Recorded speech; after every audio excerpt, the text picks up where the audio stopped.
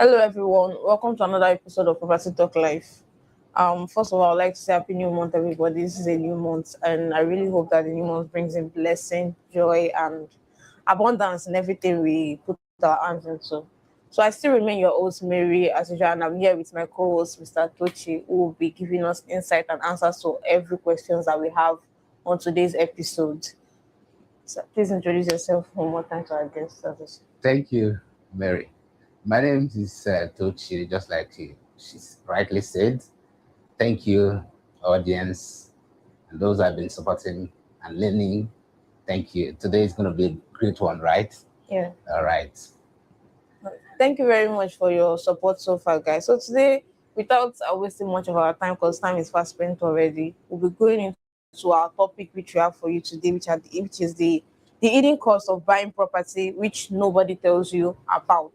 These are the costs aside the main property price that people encounter, and then they have like issues with them because they were not told from the very beginning that they have to pay those costs. So right today we'll be talking about those costs and how they come about those costs on those properties, why some of them are important and some of the ones that are not even important for you to pay at all. So without further ado, I'll go straight to my first question that I have for the day. So when people budget to buy a property, what major costs do they usually overlook? Thank you so much. This is very important. And for some of you who are listening to us today, it's what we're saying here is very important and germane to real estate and investors and those homeowners, whether for residential or for commercial purposes.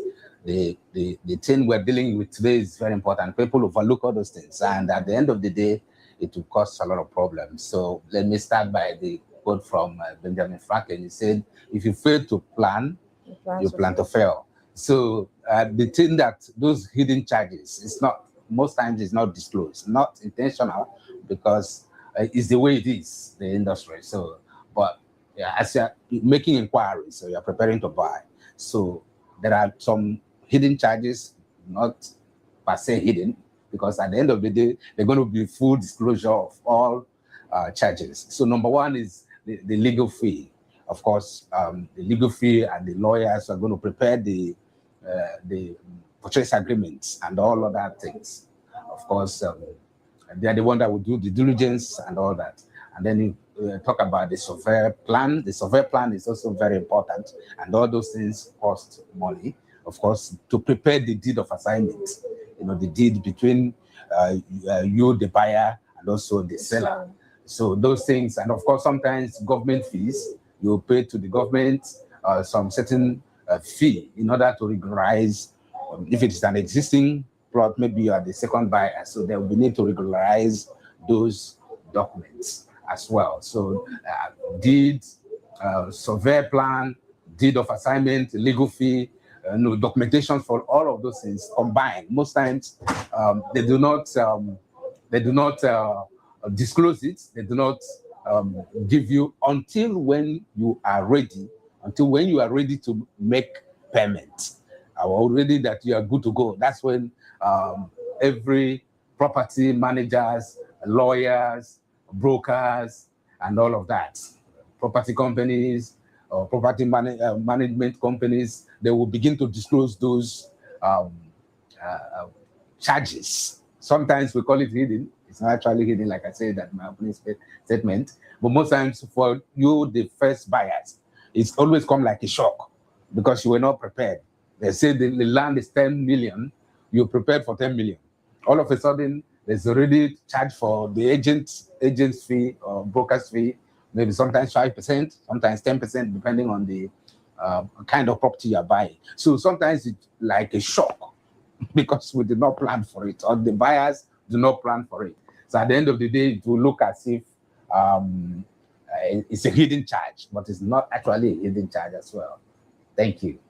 Thank you very much. So as you've heard, most people that are buying property, the only thing they focus on is the purchase price. So they always forget that there are additional costs, although those are for those that have bought a property before, those that have been buying property. But as a first-time buyer, it's necessary that you know that aside the main charge of the property, that's the normal price in which they use to advertise that property or market the property for you. There are other charges that you have to make, that you have to know of, and then you have to pay for Yes. as well, just to secure that property and make sure that it's in a safe condition.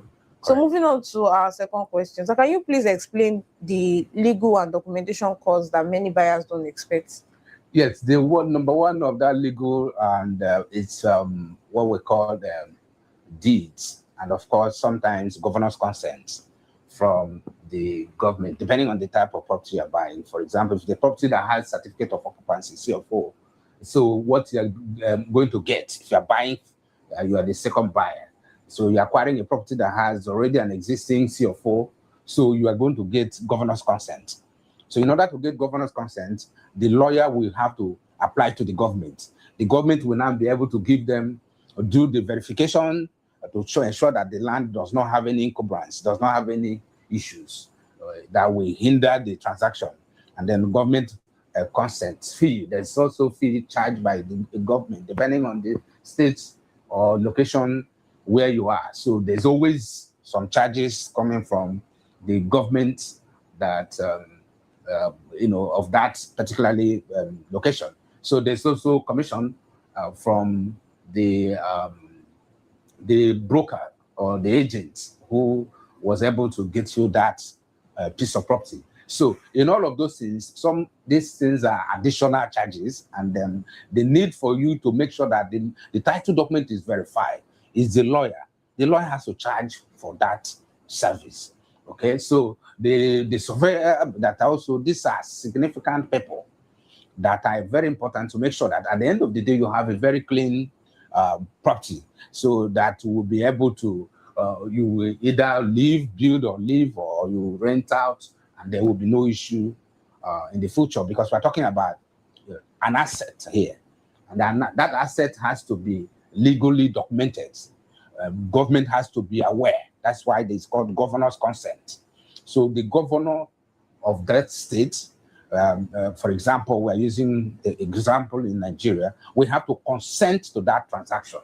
So once the governor signed and consent to that transaction, so it becomes a legal document that the state is aware that you are the rightful owner of this property.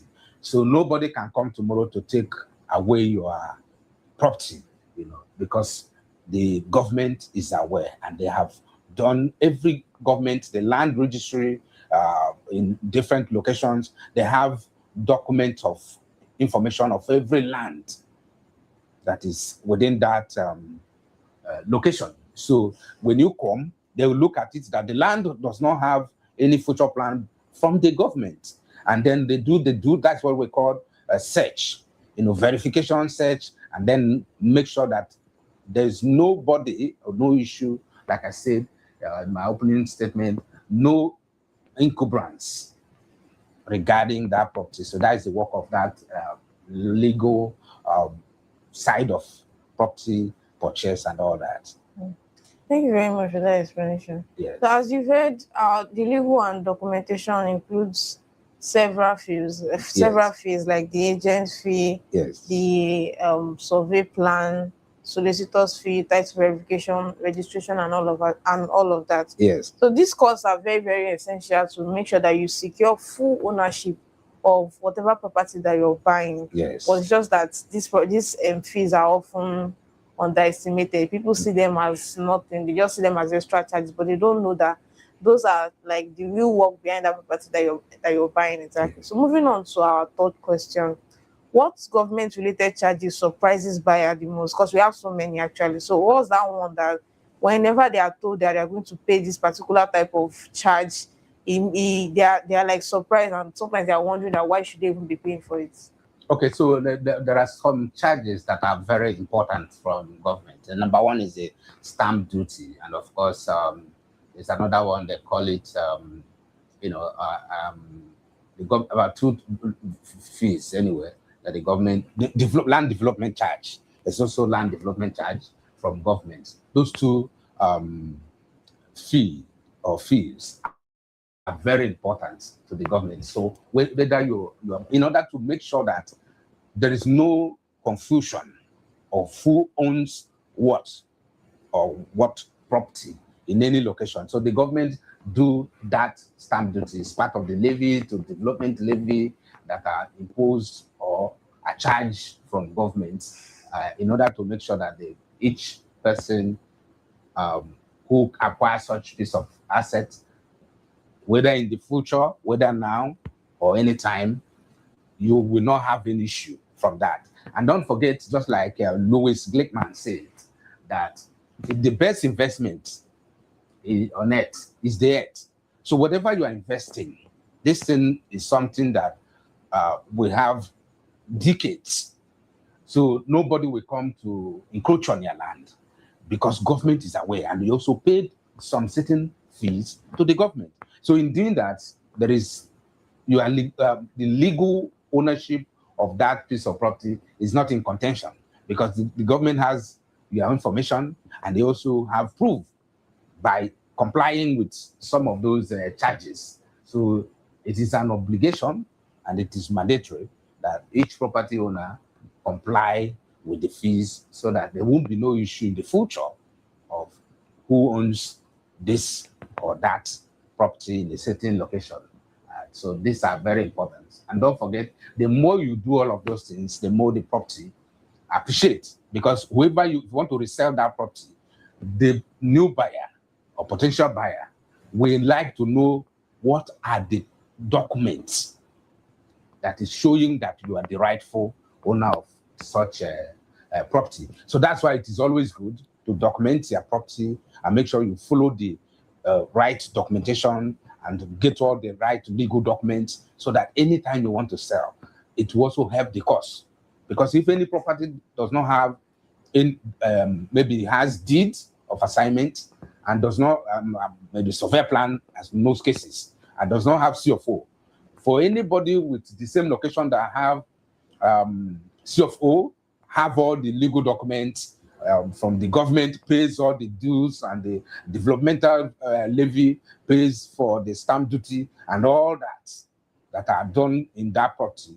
And then you want to sell, you are not going to sell the same price, even if it costs 10 million, but because of the other person has all documents are in place, it's going to be like 15 million or 20 million. Because by the time and the money the owner of that property have spent to make sure that all the documentations are in place, you that have not done your own cannot be expecting to sell at the same price. So it also helps to increase the value of any property once the documents are registered with the government and all the payments are done annually. Majority of those payments are done annually. So it's very important that buyers or those that are listening to us or those who want to buy or invest in real estate pay attention to this, because it's going to help you as you grow or in the real estate sector. So you're going to grow and enjoy it, because anything that has to do with property, land, house, or whatever, whether commercial or residential, is the title that is inside or locked in with that property is what the buyers are more interested on, so that they will not buy liability. They are buying asset. They are not buying case or problem that will surface in the future. So that's why the due diligence, those documentations are very important, so that you buy a peace of mind at the same time. Thank you very much, sir.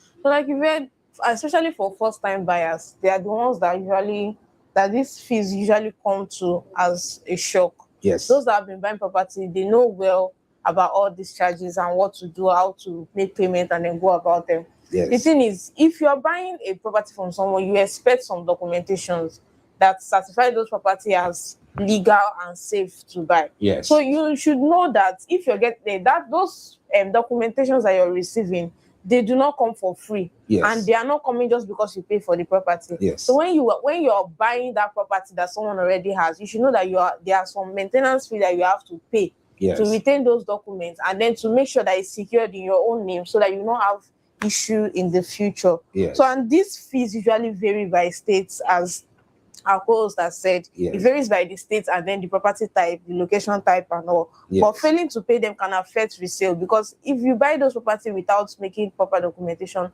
when you're about to resell the property in the future, you might Yes. even sell below the amounts that you bought it. because you do not have the right documentation to back as a backup to back up that property. Yes. And then to have like a legal ownership to satisfy that yes, you bought that property in good faith. Exactly. So you need, these fees are compulsory. They are very, very compulsory, and they are often not underestimated. So moving on to our fourth question. So what ongoing or post-purchase costs should buyer prepare for? Yes, but there are some few of them which I will highlight. Sometimes it's what we call infrastructure contribution. So the infrastructure we're talking about is the roads, the drainage, and the rest of them. Sometimes, in some underdeveloped countries, like we talk about, for example, Nigeria, you find out there are some no road network, no drainage, no electricity sometimes. Unfortunately, for some of you guys who are from the developed worlds, like US, Canada, and then Australia, UK, you don't understand that.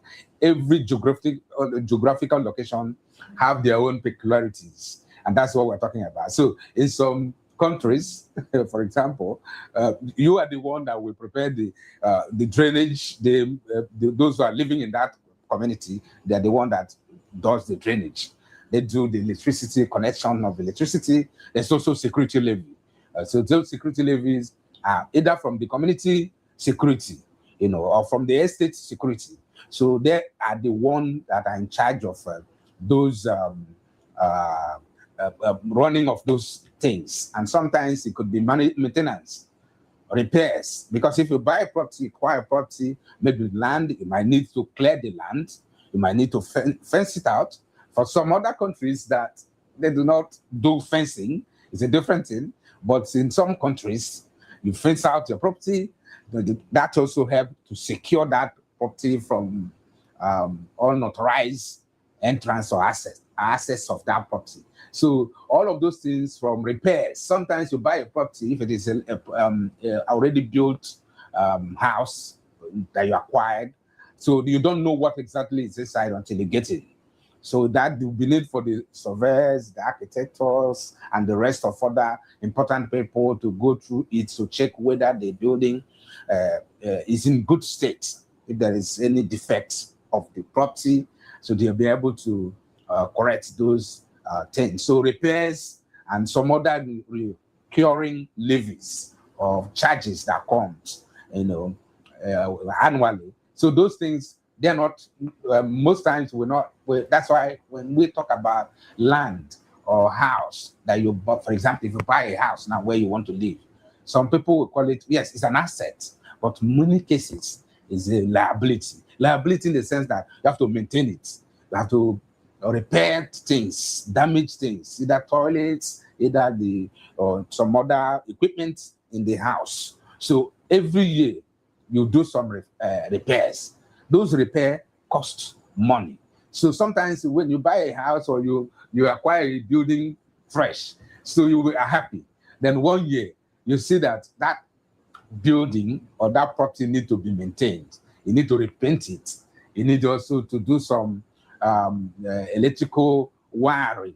You need also to the drainage, flooring, cleaning up and tidying up the house, making it look very good. Those things cost money. So when you add up, that's why most times we in the real estate, we advise, if you want to make your purpose is to have return on investment very quick. So to buy your first property, for those who are watching us now, if you want to start real estate and then you want to start making money, your first purchase of property, either house, whether semi-detached or fully detached, or probably a full house, block of flat or whatever, is not to buy luxury house where you live, because you're going to be spending money to maintain it. So what we normally advise is buy a residential house, right? So people will live in that house. So those people will pay you rent, meaning you're having return on investment. Meanwhile, the house itself, the money that comes in, you take part of that money to maintain the house. But if you are living there, a very luxury, big space, you have to maintain that place. You have to clean it. You have to tidy it up. You have to do electrifications. You have to do all kind of things every year. So why not, if you are not stabilized financially, or you have not created a cash flow whereby you have enough money coming to maintain the property? So the best way to start is to buy, rent, and then money comes, cash flow. And then you buy, you keep acquiring more. Money is coming as you invest in those properties. And then from that money that is coming, you also use to maintain that property. And don't forget, apart from maintaining it, it's going to be an equity. You're going to use it as an equity if you want to acquire more properties through the bank financing it. So as you acquire more, the more you have opportunity to buy more properties and invest in more properties, because it's just to start with one. You tie every other subsequent investment from one.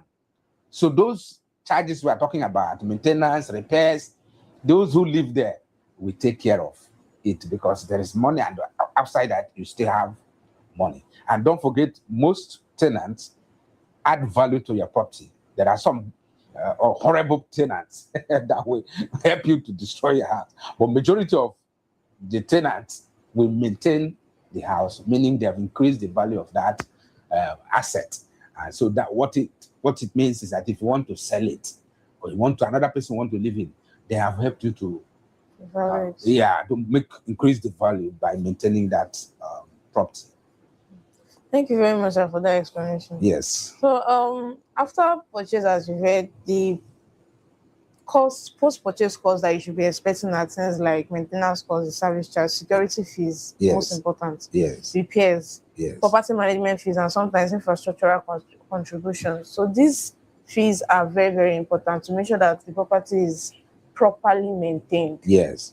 And then it's reserved for whoever that is taking it next, because you never can tell if you're selling it next or people are living there. Yes. So speaking of that, so these expenses actually affect long-time affordability, especially in estate and service apartments. And like I said, speaking of service apartments, we still have an apartment that is for sale at Lekki Phase 1 at Victoria Crest. Yeah, I think Victoria Crest.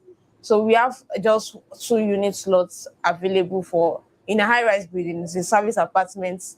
There is the lifts, swimming pool, and everything. And it's a new building actually. And this apartment is going for just 298 million naira. So if you're like a CEO who wants to who is looking for an apartment for staff, or like a foreigner who needs an apartment to stay here in Nigeria, Lekki Phase 1, because it's close to the VFS office and other areas around. So this property is going for 298 million naira, and we have just 2 slots remaining. We have just 2 units remaining. So if you've been interested, and you should be interested now. So if you're interested in this apartment, please message us. You can send us a DM. Our phone number is in the description in our bio on all of our social media pages. Or you can drop a comment in this comment section of any post in any of our social media pages about this apartment, and then we'll get back to you. Although we have other service apartments, so you can find them on our social media pages. We post them there regularly.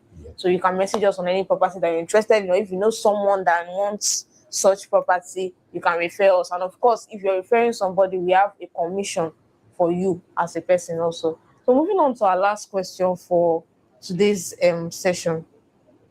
How can buyer properly plan and protect themselves from hidden property costs? Because we know, as there are legal costs, there are some hidden costs as well that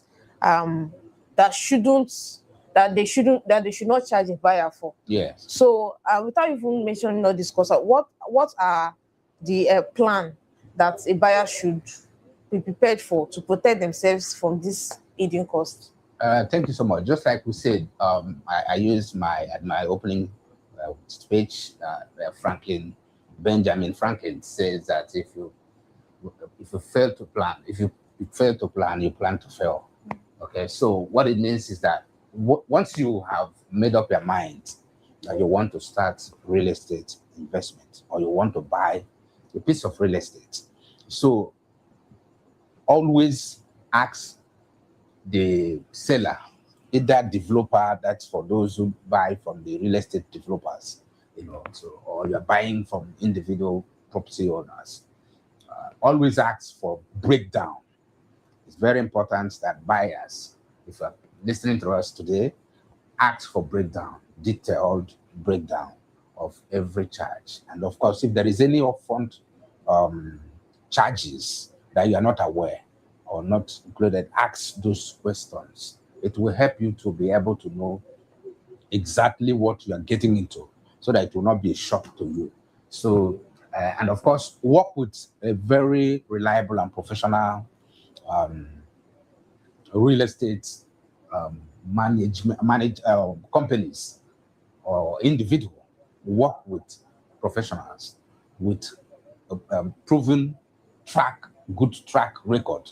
So in that way, they will not want to soil their name for a pot of porridge. So they want to protect their name. They want you to continue to come to them for your real estate investment. So if you fail not to plan for anything, if you're not giving information, the informations are not disclosed to you from the beginning, you're likely going to have problem. And that's what we're trying to avoid, or we're trying to make sure you do not get into those problems. That you see your friends, your relatives, or your business partners, they're complaining of, how they bought property and they are in court. It's because they fail to do what we're talking about here. So these things are the myths that we're trying to demystify by talking about it. The more you listen to us, the more you follow us, the more you begin to learn the nitty-gritty of investing in real estate. So by the time you learn all these things, when you are ready to buy, you will not make mistakes that other investors have made. So we are here and encouraging you, make sure you collect the breakdown. Make sure you verify and work with professionals. And also make sure you verify titles of any property that you want to buy. The documents linked to that property. Do your due diligence. Verify.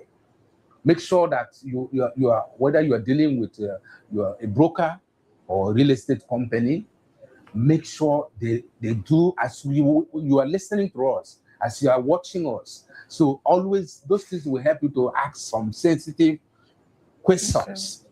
And that sensitive questions will require answer from your broker or from the real estate agent or from the real estate company or from the developer. Because once they realize you ask them sensitive questions, they will know that you have at least basic knowledge of what you are acquiring. Because this thing is life. Sometimes it's the whole of your saving that you are putting in there, the whole of your income. So you don't want your income to go like that, or to start having cases in court because you fail to do what you're supposed to do at the beginning. So we are here, as my host has said, to guide you, to give you those information. And if you need more, don't hesitate to drop the information. Yes, drop it in our comment section. Yes, and we'll be able to. So as you've heard from Satoshi, those are the things that you need to look out for and then plan for to protect yourself from all these hidden costs. And most importantly, when you're buying any property, if you've been told the price of the property, please ensure to keep a contingency budget of at least 10 to 15% of that price of the property that you want to buy, so that this proper planning would turn into manageable expenses instead of coming as a shock or as a surprise to you. So we hope that with these few questions and answers, we've been able to clear some of your doubts against hidden costs that you may come across when purchasing a property. And thank you very much for joining us in today's session. If you're interested in the property that I mentioned, please do not hesitate to message us, or if you know someone that is going to buy, or you are ready to market for us, we have a commission for you as a marketer. So thank you very much, guys, for joining us on today's session, and we really hope to see you in the next session. Thank you so much. Thank you. Bye for now.